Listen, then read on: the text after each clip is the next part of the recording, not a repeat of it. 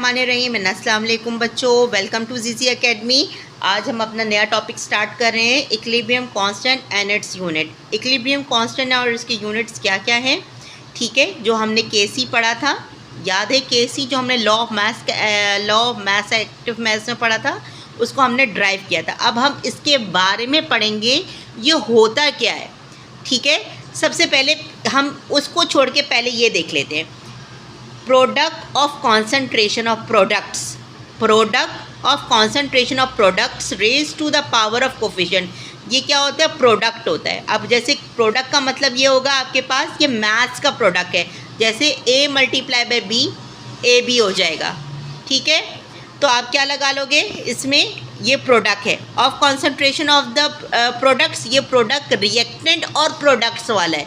किस चीज़ का, रिएक्टेंट और प्रोडक्ट। जैसे ये है, ठीक है, ये रिएक्टेंट है और ये क्या है तुम्हारे पास, प्रोडक्ट है। तो आपके पास क्या, raise to the power of coefficient. Raise कैसे होने हैं, उसके पावर ऑफ कहना चाहिए कोफिशिएंट बढ़ा के। यहाँ पे क्या कोफिशिएंट है, 1 1 1, जो आपके पास बैलेंस कर देते हैं नंबर ऑफ एटम्स को इक्वेशन के अंदर, वो आपके पास क्या कहलाते हैं, कोफिशिएंट्स कहलाते हैं। यहाँ पे बैलेंसिंग करने के लिए हम 2 भी लगाते हैं, 3 भी लगाते हैं, वो अभी फिर बाद में। पहले आप ये कोफिशिएंट याद रखिएगा, ये कोफिशिएंट्स होते क्या हैं, ठीक है। Product of the product of the concentration. Concentration किसे कहते हैं, जो आपके पास, इसको इसी तरह डिफाइन करते हैं ना, कॉन्सेंट्रेशन स्क्वायर ब्रैकेट्स में, ऑफ द रिएक्टेंट की कॉन्सेंट्रेशन को डिफाइन किया जाता है। वो भी कैसे होगा, raise to the power of coefficient. उसमें भी आपको क्या करना पड़ता है, उसमें भी आपकी कोफिशिएंट की पावर्स को रेज कर दिया जाता है। तो वो वाला रेशियो क्या कहलाएगा, केसी कहलाएगा। अब हम आगे प्रोसीड करते हैं। अपनी कॉपी पेंसिल लेके रख लें अपने पास, नोट डाउन कर लो ये डेफिनेशन, ठीक है। It will be very helpful in your papers. It is the ratio of product of concentration of products. Highlight कर लो इसको। Raise to the power of coefficient, power of coefficient raise हो जाती है। जैसे यहाँ पे आपके पास पावर ऑफ कोफिशिएंट रेज होगी, या बैलेंसिंग में आप नंबर बढ़ाओगे। To the power of concentration of reactant, power of 2, यहाँ पे क्या चीज़ होगी, यहाँ पे पर आ जाएगा, ठीक है, पर या फिर ओवर कह दो इसको। Raise to the power of concentration, किसकी कॉन्सेंट्रेशन रेज अप होगी, रिएक्टेंट की होगी। कैसे रेज अप होगी, उसकी पावर में हम बढ़ा देंगे नंबर को, ठीक है। यहाँ पे कॉन्सेंट्रेशन नहीं आएगा बेटा, गलती हो गई मुझसे, यहाँ पे कोफिशिएंट ही आएगा, ठीक है, कोफिशिएंट। ये तो मैंने अभी पढ़ा तो मुझे नज़र आया, अब हर मिस्टेक हो गई है, इसको सही कर रही हूँ मैं, आप भी सही कर लीजिए अगर आपने नोट डाउन किया, ठीक है। Raise to the power of coefficient depend, और ये किस चीज़ पे डिपेंड करती है, ये डिपेंड करती है टेम्परेचर पे डिपेंड करती है। बट ये क्या होती है, इनिशियल रिएक्शन कॉन्सेंट्रेशन पे बिल्कुल डिपेंड नहीं करता। किस चीज़ पे डिपेंड करता है, ये टेम्परेचर पे डिपेंड करता तो है, but it is not depended on the initial concentration of reactant on the product. Initial concentration जो रिएक्टेंट और प्रोडक्ट की होती है, उस पर नहीं ये रिलाई कर रहा होता, डिपेंड नहीं कर रहा होता, ठीक है। अब आप इसमें एक और पॉइंट, अब इसके यूनिट्स क्या होते हैं, कुछ कंडीशंस हैं। केसी हैज़ नो यूनिट्स, केसी के कोई यूनिट्स नहीं होते। ये हमारे पास बुक की ही लिखी हुई एक वो है, केमिकल इक्वेशन है। सबसे पहले केसी हमेशा कहाँ बिलोंग करता है, केसी जो है बेटा इक्विलिब्रियम स्टेट में ही आता है। केसी ओनली वर्क्स ऑन इक्विलिब्रियम, केसी हमेशा वर्क करेगा इक्विलिब्रियम पर। अब आपके पास नेक्स्ट क्या है, वही वाली बात, केसी क्या होगा, प्रोडक्ट ओवर रिएक्टेंट। तो मैंने क्या लिखा है, product of concentration of the concentration of products. ये प्रोडक्ट है मेरे पास, ठीक है। कौन सा प्रोडक्ट है, ये वाला प्रोडक्ट है, कार्बन मोनोऑक्साइड और आपके पास वाटर। फिर क्या कहते हैं, raise to the power of coefficient. Power यहाँ पे मेरे पास क्या है, 1 है, ये देखें ये 1 है। फिर क्या आता है, to the product of concentration. Concentration को डिपेंड करेंगे तो हम लोग ऐसे स्क्वायर ब्रैकेट्स ही बनाएंगे, ठीक है। ऑफ द रिएक्टेंट्स, रिएक्टेंट्स हमारे पास क्या हैं, ये हैं रिएक्टेंट्स, इसको R बना दो और इसको प्रोडक्ट बना दो। वो भी कैसे रेज हो रहे, कोफिशिएंट की वजह से रेज हो रहे हैं, ठीक है। केसी हैज़ नो यूनिट्स। अब आपके पास कॉन्सेंट्रेशन का यूनिट क्या होता है, मोल पर dm क्यूब, ठीक है। अब क्या करोगे, वैल्यू लिखोगे केसी, जितने आपके पास कार्बन मोनोऑक्साइड की कॉन्सेंट्रेशन मोल पर dm क्यूब। वाटर की कॉन्सेंट्रेशन मोल पर डीएम क्यूब। उसके बाद आपके पास कार्बन डाइऑक्साइड की कॉन्सेंट्रेशन मोल पर डीएम क्यूब। फिर उसके बाद आपके पास उसके बाद हाइड्रोजन है मोल पर डीएम क्यूब। प्रोडक्ट ये हो गया और ये रिएक्टेंट हो गया। ये प्रोडक्ट की वैल्यू लिख दी, कौन सी, ये इसको इससे कट कर दें तो आंसर आपके पास क्या है, कुछ भी नहीं बचा, मैग्नीट्यूड आ गया। तो यहाँ पे आप एक काम लिखोगे, नो यूनिट। ठीक है बच्चों, ये आपके पास क्या आ गया, नो यूनिट, यहाँ पे कोई यूनिट नहीं है। तो units of equilibrium, KC has no units, लेकिन वो भी क्या होती हैं, कुछ कंडीशंस होती हैं। केसी का उस वक्त यूनिट नहीं होगा जब आपके पास नंबर ऑफ मोल्स रिएक्टेंट में या प्रोडक्ट में सेम होंगे या कोफिशिएंट सेम होंगे, या नंबर ऑफ मोल्स या फिर कोफिशिएंट सेम होंगे। ठीक है, जो मैंने ऊपर पढ़ाया है ना कोफिशिएंट, पावर ऑफ कोफिशिएंट, तो वो पावर्स क्या हैं, ये हैं। इनको पावर्स ऑफ इनको ये भी कह सकते हो, पावर ऑफ कोफिशिएंट भी कह सकते हैं और नंबर ऑफ मोल्स भी कह सकते हैं। ठीक है, केसी का उस वक्त यूनिट नहीं होगा जब आपके पास number of moles of reactant या प्रोडक्ट सेम हो।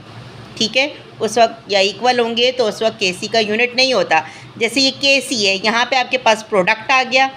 ठीक है, यहाँ पे आपके product of the concentration of the product, concentration of the product, ये product carbon monoxide water.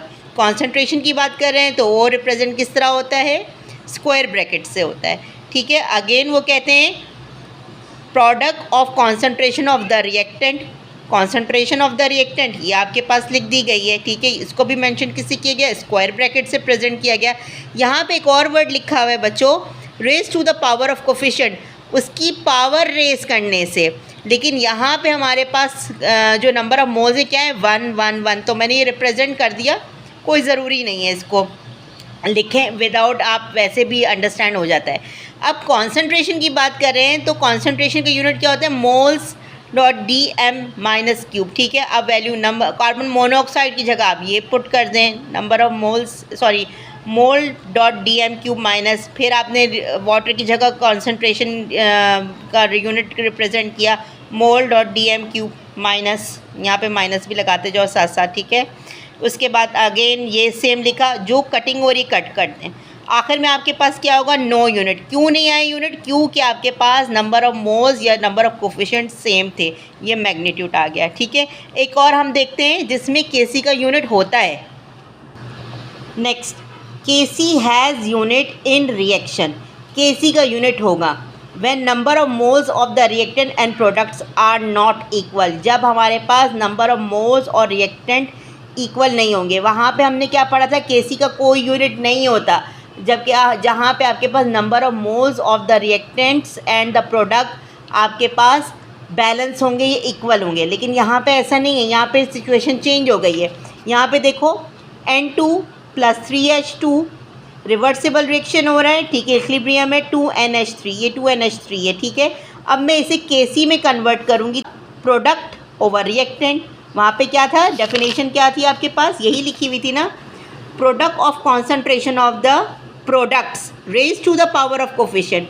Product निकलेगा किसका, कॉन्सेंट्रेशन प्रोडक्ट्स का, जिसकी पावर होगी रेज होगी कोफिशिएंट से। अब यहाँ पे ये क्या है, प्रोडक्ट क्या है आपके पास, अमोनिया है, raise to the power concentration, concentration आपका साइन लगा दिया स्क्वायर ब्रैकेट्स के अंदर, रेज टू द पावर यहाँ पे आपने 2 लिख दिया।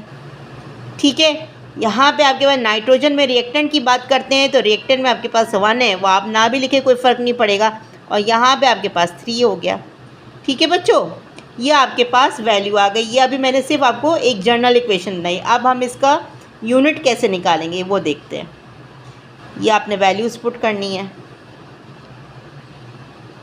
मोल, कॉन्सेंट्रेशन है तो आपने स्क्वायर ब्रैकेट लगाना है, DM -3 साथ में square bracket, again nitrogen gas, mole dot DM -3 close concentration of product, फिर अगेन हाइड्रोजन के लिए concentration of hydrogen, mole dot DM cube minus. ठीक है, ये आपके पास क्या आ गया, ये चीज़ हो गई। करोगे ऊपर ये सब कट कर दोगे और एक यहाँ से कट कर दोगे, ठीक है। यहाँ पे आपके पास 1 आ जाएगा, 2 सारे कट हो गए। अब नेक्स्ट वैल्यू क्या लिखोगे, के सी इज़ इक्वल टू 1। ऊपर की तमाम चीज़ें आपके पास कट हो गई हैं और रिमेनिंग जो चीज़ है वो मैं आपको बता रही हूँ। ये लिख लें, मोल इंटू DM-3, कॉन्सेंट्रेशन के ब्रैकेट्स आ जाएंगे, स्क्वायर ब्रैकेट्स। अगेन यहाँ पे भी आपके पास ऐसे ही आ जाएगा, DM-3। 1 है तो आप इसको क्या करोगे, वैसे ही लिखा रहने दोगे, कोई फ़र्क नहीं पड़ता। अब आपने क्या करना है, K C is equal to,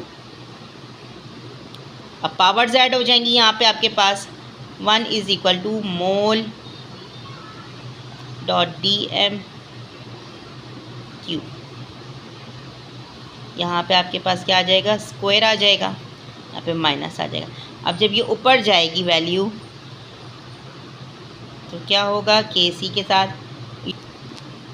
अब यहाँ पे आप इसको मल्टीप्लाई कर लो, 1 is equal to 1 over, sorry is equal to नहीं है, मोल स्क्वायर इंटू DM-3 को मल्टीप्लाई करोगे 2 से तो आ जाएगा आपके पास 6 और आपके पास ये कॉन्सेंट्रेशन क्लोज हो जाएगी, ठीक है। ये प्लस है, प्लस का 2 और ये माइनस का 2। अब हम इसे ऊपर लेकर जाएंगे, जब वैल्यू को हम ऊपर लेकर जा करोगे, mole square minus square dot DM-6, ये आपके पास क्या आ गया, केसी का यूनिट आ गया, ठीक है। ये क्या आ गया आपके पास, केसी का यूनिट आ गया।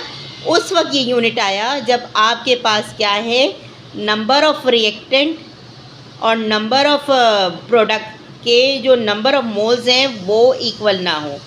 ये आपके पास केसी की वैल्यू आ गई। केसी की वैल्यू या यूनिट उस वक्त आएगा जब आपके पास number of moles of the reactant और प्रोडक्ट सेम ना हो, ठीक है।